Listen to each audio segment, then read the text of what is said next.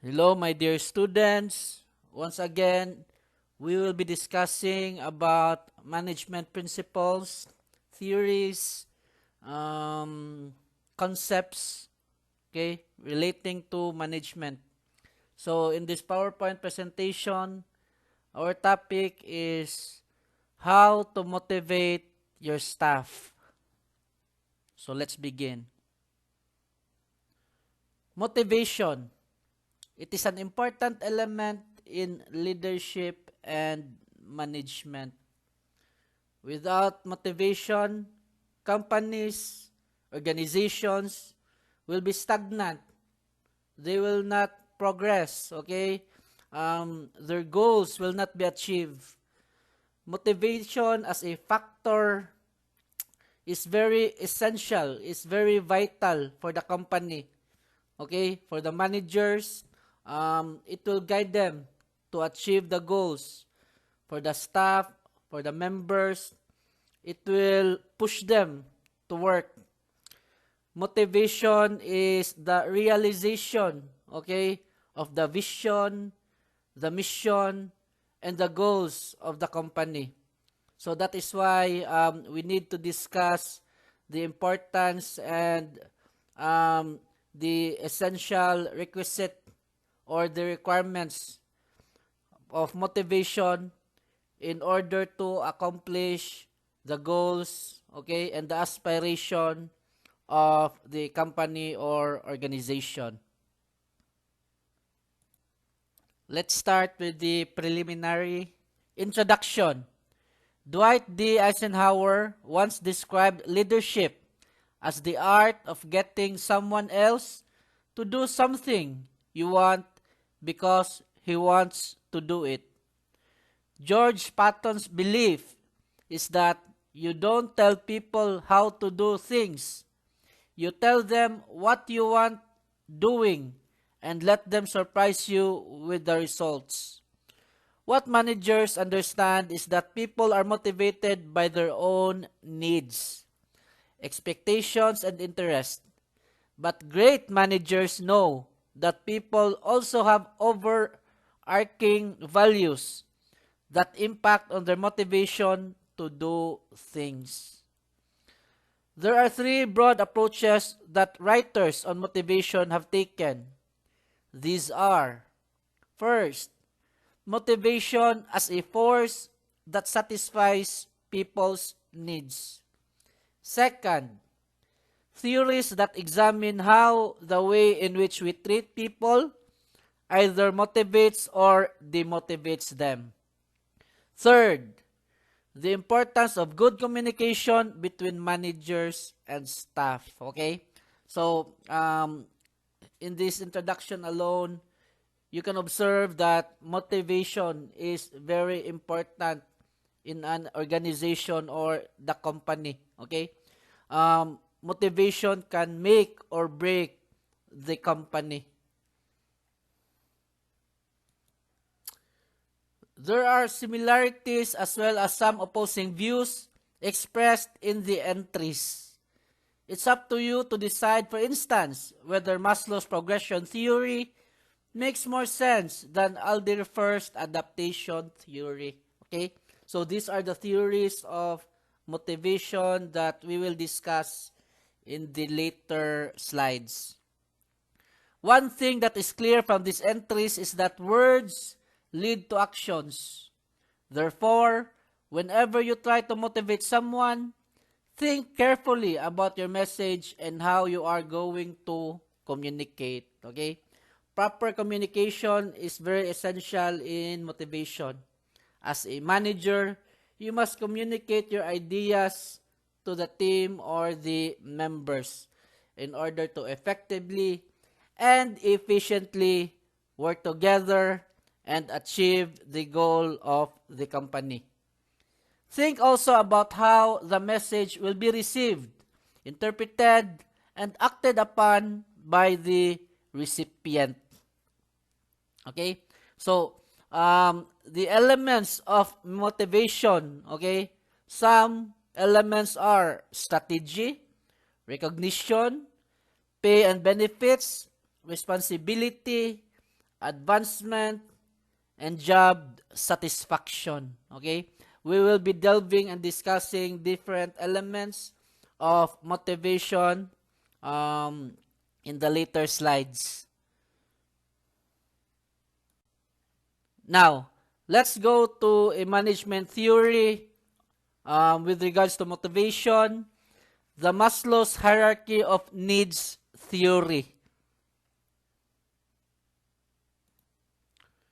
What is the Maslow's hierarchy of needs theory? It is a theory that explains people's whole life motivations, many of which will not be satisfied in the world of work. Abraham Maslow's pyramid represents a hierarchy of needs that must be satisfied in a sequential order from bottom to top. He suggests that failing to satisfy a need at any level will prevent progression to the next level. Okay? So, according to Maslow's, the motivation of a person is like a pyramid, okay? Which starts from the bottom and then goes up, okay? The needs can be divided into two categories. Basic needs include biological and safety. Growth needs includes affiliation, esteem, and self-fulfillment. Maslow argues that people die if their basic needs aren't satisfied and feel inferior. Managers have a responsibility to ensure that an employee's basic needs are met and to create a climate in which employees can develop.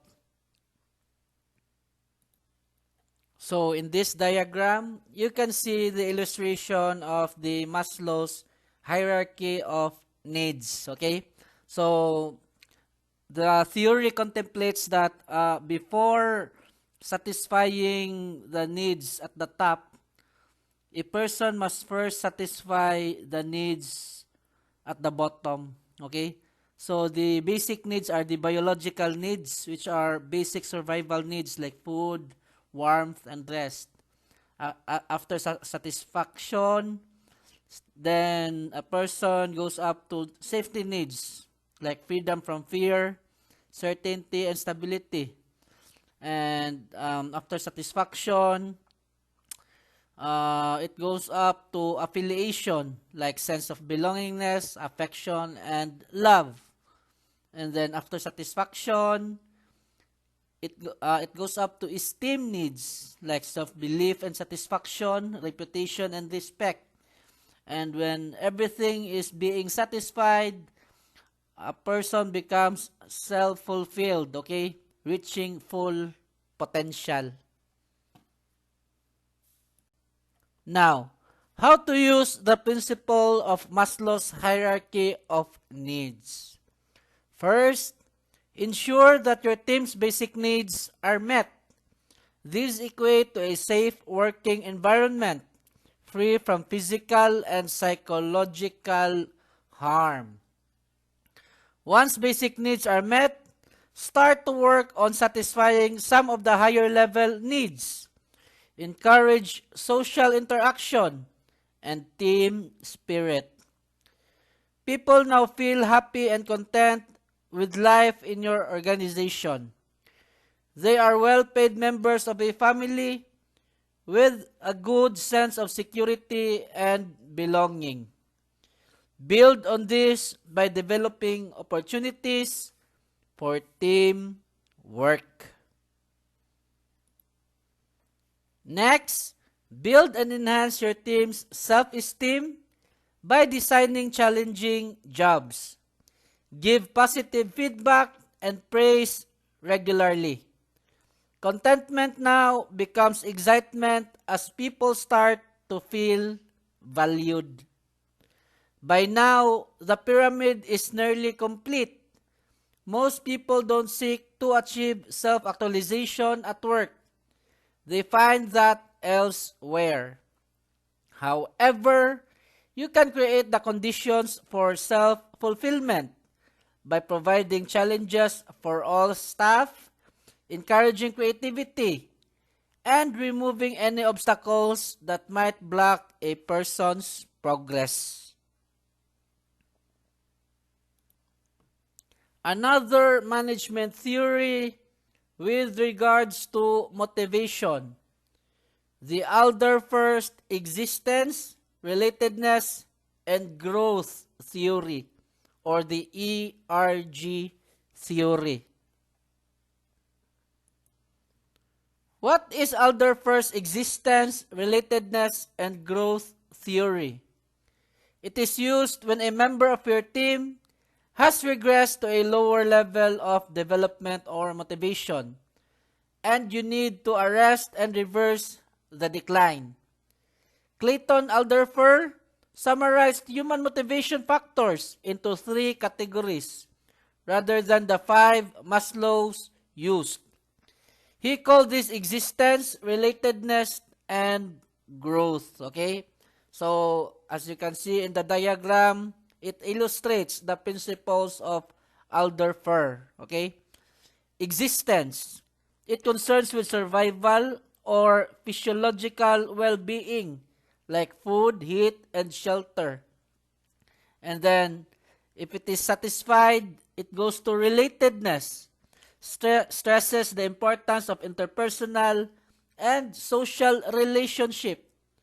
So again, if it is satisfied, then it progresses to growth, which means driven by the inner desire for personal development, like respect and self-actualization. Okay? However, if these things, okay, these elements are not satisfied, then the person regressed, okay, and it creates frustration. How to use this principle?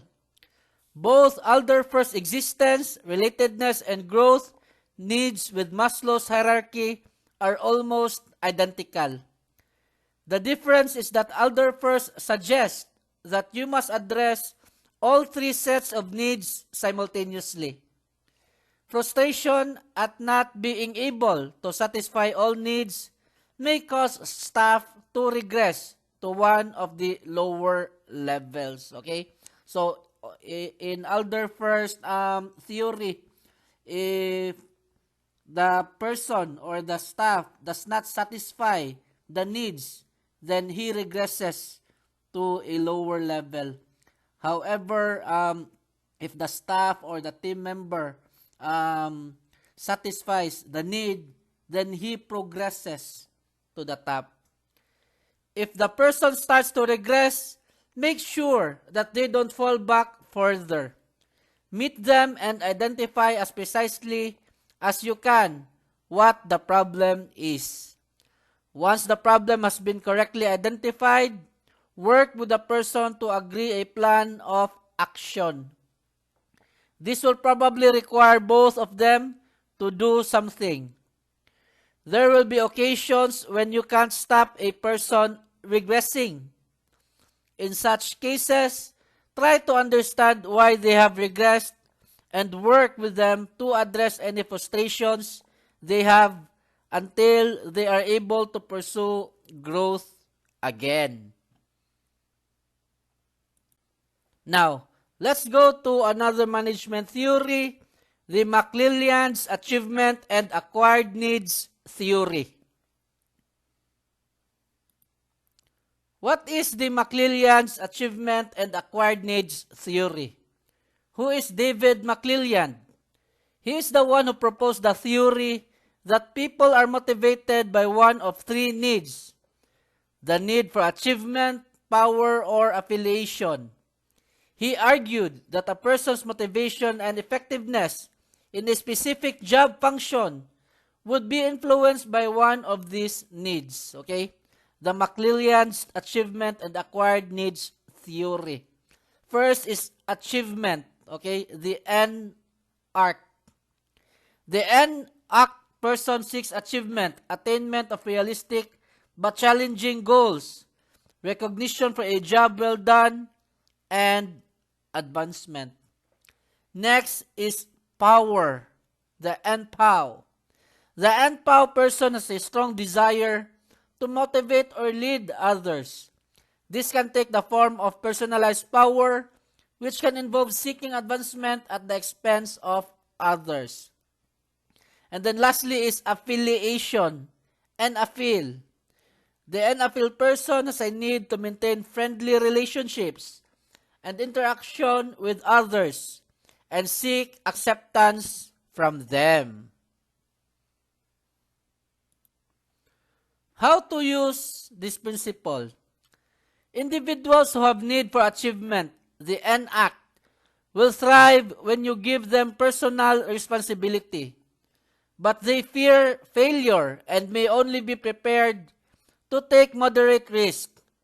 Give them support and regular feedback, but step in if they start to demand too much of other team members who are not as task-focused as them.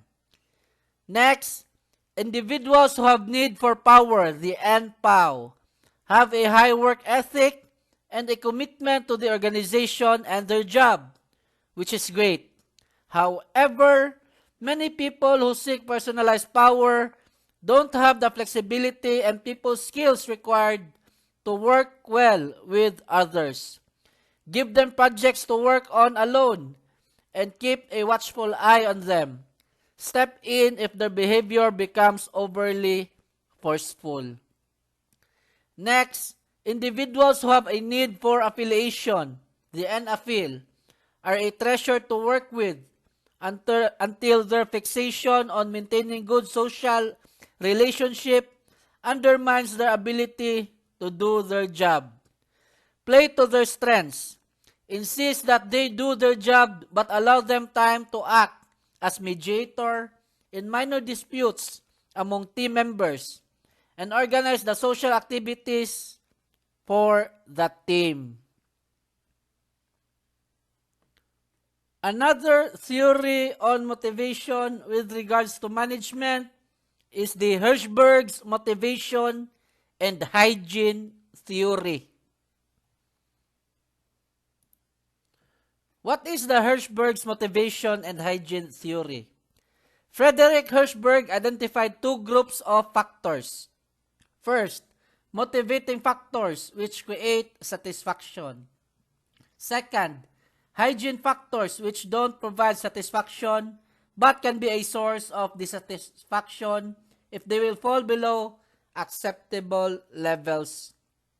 So what are the motivation factors? Recognition, achievement, nature of work undertaken, responsibility.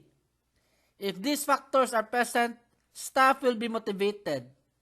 Next is the hygiene factor, like pay, company policies, relationship with supervisor, working condition, feelings associated with lack of status and security. Now, if these factors fall below a certain level, dissatisfaction set in. HERZBERG uses the term kitas, literally kicks in the ass, when he refers to some of the ineffective strategies used by managers to motivate staff. These are negative physical kitas, are literally a kick in the backside and include critical feedback or a telling off, okay? So there is confrontation. Negative psychological kitas include emotional game playing and physiological manipulation. Positive kitas includes bonuses, pay increases, and benefits. However, he argues that regardless of how generous the positive kitas are, they will not on their own generate positive motivation. However, if they drop below an acceptable level, they will cause resentment and demotivation.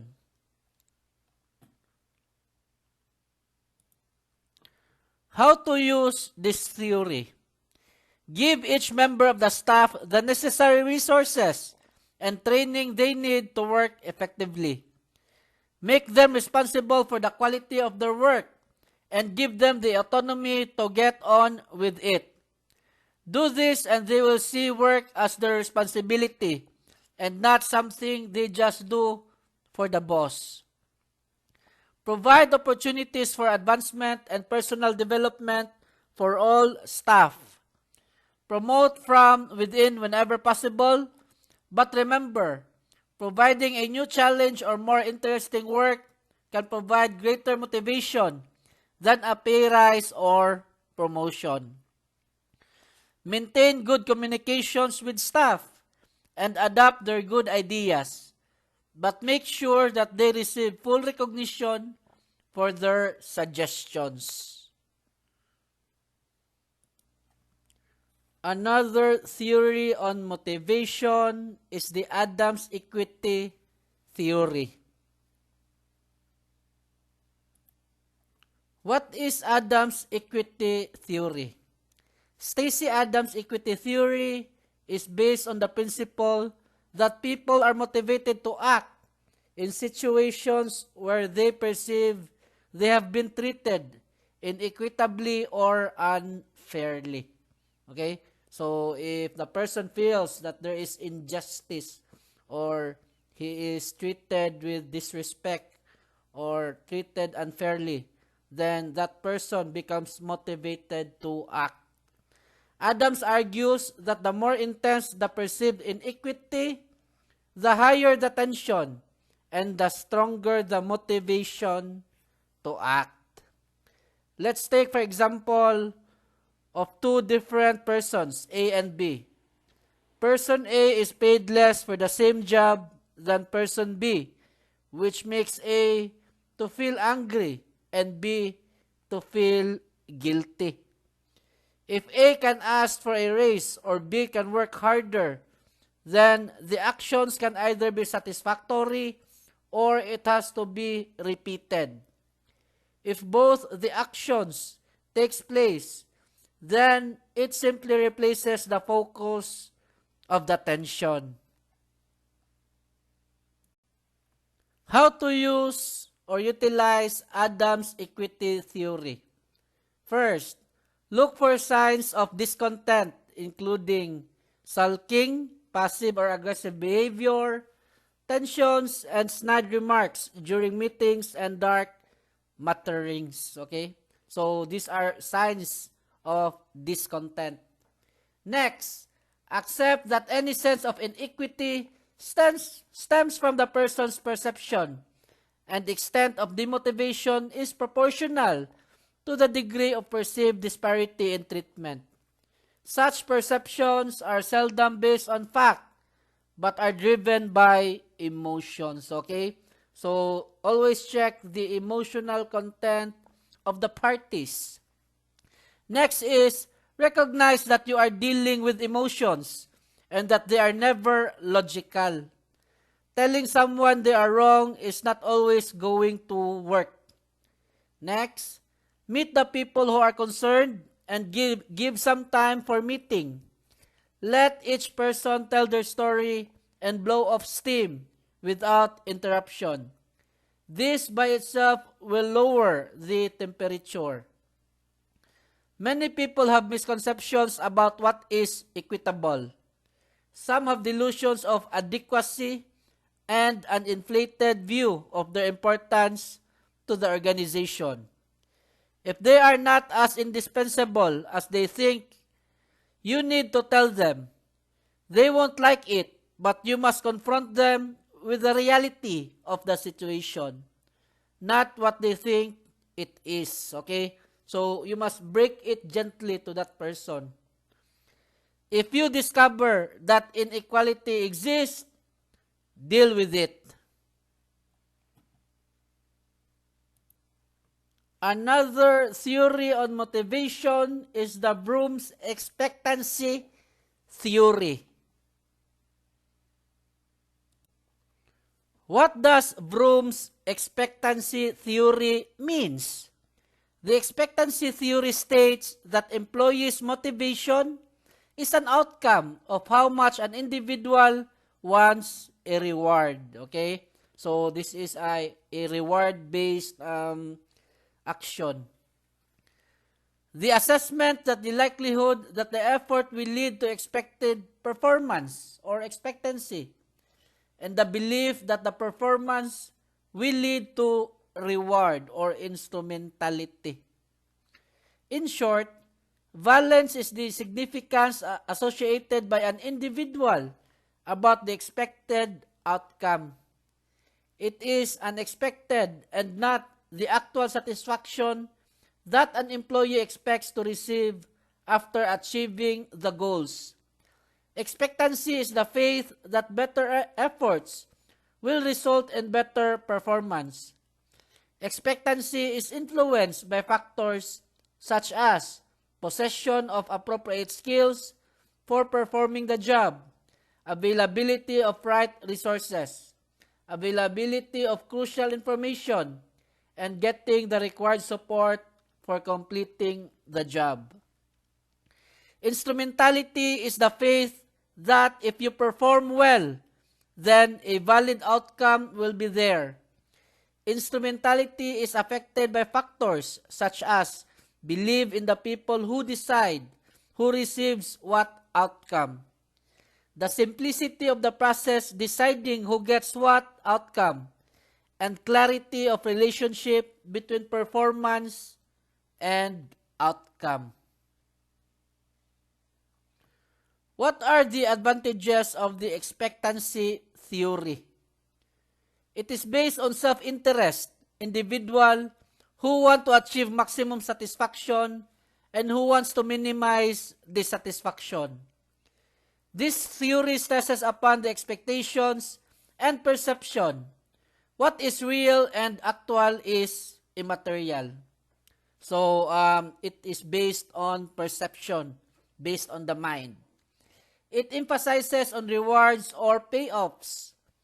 It focuses on psychological extravagance, where final objective of individual is to attain maximum pleasure and least pain. Limitations of the expectancy theory. The expectancy theory seems to be idealistic because quite a few individuals perceive high degree correlation between performance and rewards. The application of this theory is limited as reward is not directly correlated with performance in many organizations. It is related to other parameters, also such as position, effort, responsibility, education, and etc. Another motivation theory is Myers-Briggs personality type indicator. Now, what is Myers-Briggs personality type indicator? The Myers-Briggs type indicator or MBTI is an introspective self-report questionnaire indicating differing psychological preferences in how people perceive the world and make decisions. The Myers-Briggs type indicator was developed by Isabel Myers and Catherine Cook Briggs in 1960. The MBTI is based on the conceptual theory proposed by Swiss psychiatrist Carl Jung, who had speculated that people experience the world using four principal psychological functions, like the sensation, intuition, feeling, and thinking, and that one of these four functions is dominant for a person most of the time. The four categories are introversion, extraversion, sensing, intuition, thinking, feeling, judging, perception. Usage. To get to know the different personality types that you have in the team and how they're likely to respond to instructions. Now, let's discuss further this theory. The extrovert, introvert. The preferences for extraversion and introversion are often called attitudes, okay? Briggs and Myers recognize that each of the cognitive functions can operate in the external world of behavior. Action, people, and things, extraverted attitude. or the internal world of ideas and reflection, okay? The introverted attitude, okay? So these are types of individual attitude. If you are an extrovert, so you are sociable. If you are an introvert, then you are a reflective person. Extroverted are action-oriented, while introverted are thought-oriented. Extroverted recharge and get their energy from spending time with people, while introverted recharge and get their energy from spending time alone. They consume their energy through the opposite process. Next is the sensors or intuitors. Sensors focus on facts and details and enjoy hands-on experience, whereas intuitors pay more attention to patterns, impression, enjoy speculating and imagining future possibilities. Sensing and intuition are the information gathering or perceiving functions. They described how new information is understood and interpreted. People who prefer sensing are more likely to trust information that is in the present, tangible, and concrete. Next is the thinkers and feelers. Thinking and feeling are the decision-making or judging functions. The thinking and feeling functions are both used to make rational decisions based on the data received from their information gathering function or sensing or intuition. Next concept is the judges or the perceivers. Judging and perceiving preferences within the context of personality types refers to our attitude towards external world and how we live our lives on a day-to-day basis. People with a judging preference want things to be neat, orderly, and established. The perceiving preference wants things to be flexible and spontaneous. Judgers want things settled. Perceivers want things open-ended. Although the MBIT is a useful tool for managers in helping to forecast how someone's personality may affect their thinking and actions, it's not infallible, so use it with caution, okay? So, just like other theories, there is no single approach to any situation, okay? Another principle on motivation is the HEBB'S law of associated learning or the limbic motivation. What is the HEBB'S law of associated learning or limbic motivation? The limbic system is the collective name for the audio, visual, and tactile neural connections in the human brain that affects learning and motivation. Donald Hebb formulated a theory to explain what actually happens when limbic systems in the brain are simultaneously and repeatedly active. He claimed that this created the synapses that lead to cell assemblies through which connections are made. Hebb uses the example of a baby hearing footsteps to describe how the process works.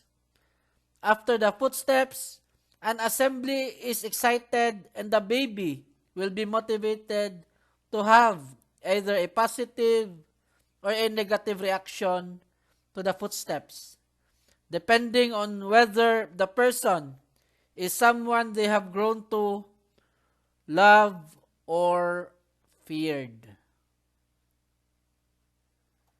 How to utilize this theory? Accept that people react differently. Some will have a greater capacity to organize instructions and therefore be able to make the associations easier than others. use powerful tools such as metaphors, stories, and analogies to help people to develop meaningful connections, see patterns develop, and make sense of the new data. Another theory on motivation is the Bernis theory of transactional analysis. Okay? It is crowned as king. What is Bernis theory of transactional analysis? The unit of social intercourse is called a transaction. If two or more people encounter each other, sooner or later, one of them will speak or give some other indication of acknowledging the presence of the others. This is called transactional stimulus. Another person will then say or do something which is in some way related to the stimulus. And that is called the transactional response. What is transactional analysis? It is a psychoanalytic theory and method of therapy wherein social transactions are analyzed to determine the ego state of the patient, whether parent-like, child-like, or adult-like, as a basis for understanding behavior. In transactional analysis, the patient is taught to alter the ego state as a way to solve emotional problems. Bernie ultimately defined the three ego states as parent, adult, and child. What is parent? The parent represents a massive collection of recordings in the brain of external events experienced or perceived in approximately the first 5 years of life. This ego state was appropriately called parent. For example, never talk to strangers. Always chew with your mouth closed. Next is the child. In contrast to the parent, the child represents the recordings in the brain of internal events associated with external events the child perceives. In other words, stored feelings of the child. For example, when I saw the monster's face, I felt really scared. Next is the adult.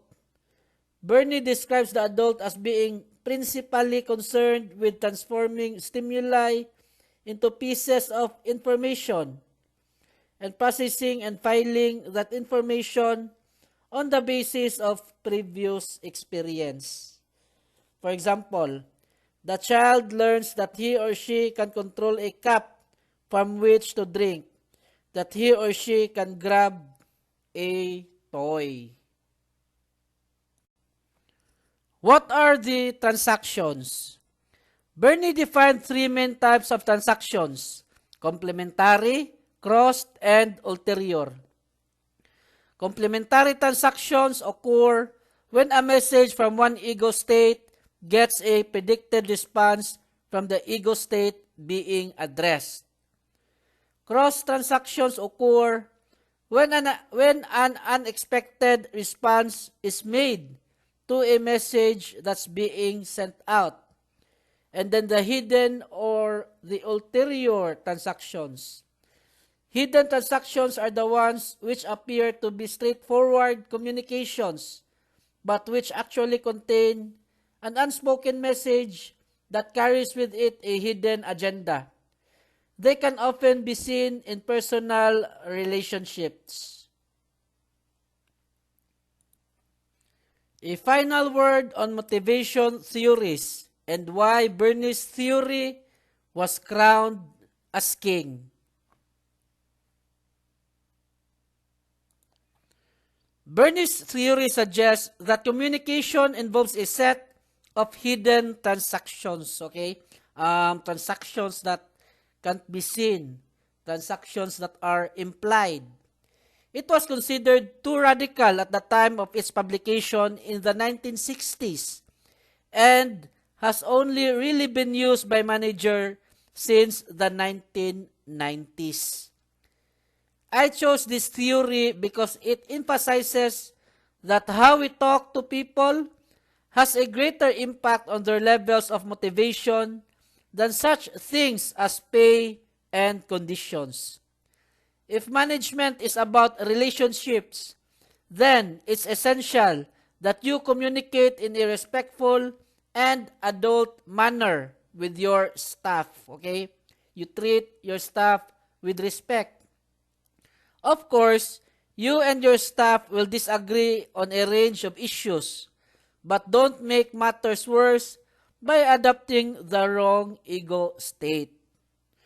Whatever level of satisfaction people wish to achieve at work, never underestimate the importance of allowing autonomy and giving feedback as motivational tools.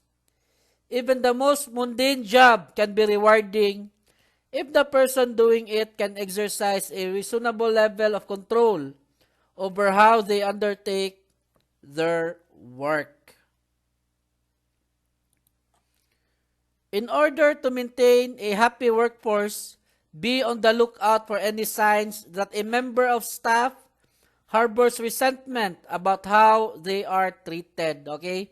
So, as a manager, in order to be effective, you should always observe your environment.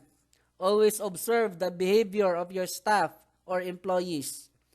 If you see signs of poor work, find out what's causing the feeling of unfairness and take immediate action. If you are slow in reacting, the problem will be faster. It will grow and infect others. To help any member of staff get back on track, you have to use the right blend of encouragement, command, control, and support. That's where Bernie's theory comes into its own.